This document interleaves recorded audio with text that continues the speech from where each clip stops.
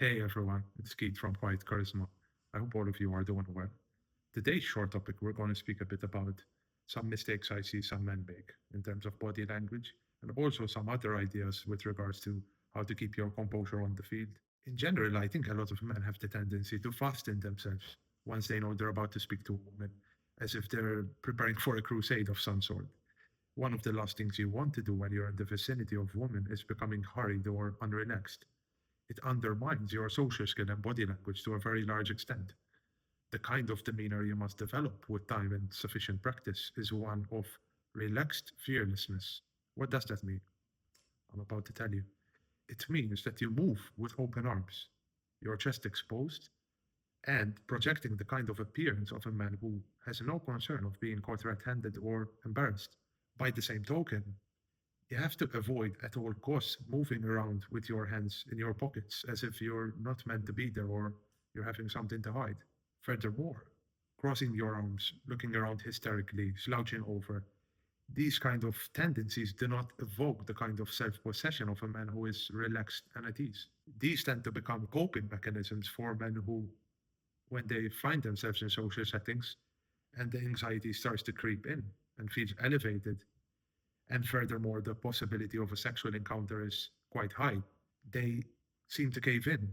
Ideally, you do not tug at your cuffs when you're out in the field, as it only betrays your own weaknesses. Fix yourself up at home, make yourself comfortable, and feel totally confident in the clothes you wear.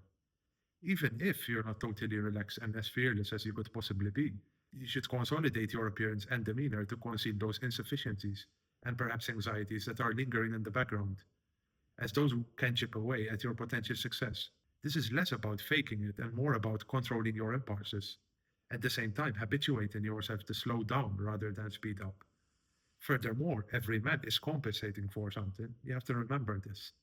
With every man, if not physically, then certainly otherwise, maybe monetarily or psychologically. If you feel like you don't deserve to be confident, act like it in spite of the momentary feeling, which is transient. A big part of developing irrational self confidence is the story you tell yourself when the odds are stacked against you. The losses or potential rejections that befall you along the way should be reframed as their own loss rather than yours, despite the fact that this may not be entirely true. Because the man who constantly self victimizes becomes apologetic and insecure, bending over to everyone's will and endlessly sabotaging himself, rather than projecting his brilliance with a take it or leave it attitude, which should be the man's cornerstone, not only in dating, but in business and in negotiation. The man who has confidence is slow of speech and slow of manner, both being symptoms of his relaxed fearlessness, because a man who has little to prove doesn't have a lot to say, but he has a lot to show. I will say that again. A man who has little to prove doesn't have a lot to say, but he has a lot to show. For that reason, he is powerfully subcommunicating dominance without boasting, degrading other people, as many insecure people like to do, or just being flat out arrogant. A great deal of what happens in the physical sense tends to be more significant and indicative of a man's inner state than whatever he talks pridefully about. The same could be said of women who like to talk among each other, but when you are uncovering the truth or you want to find out more about a woman you're interested in, you tend to look elsewhere, right? Because people betray their colors more so in their actions than in their words. So there you have it. Those are some ideas to ponder on. If you found this helpful in any way and would like a more comprehensive starting point, you can feel free, of course, to download my free training below. It doesn't cost a dime, by the way, and you get a lot in return. So it's a pretty good deal.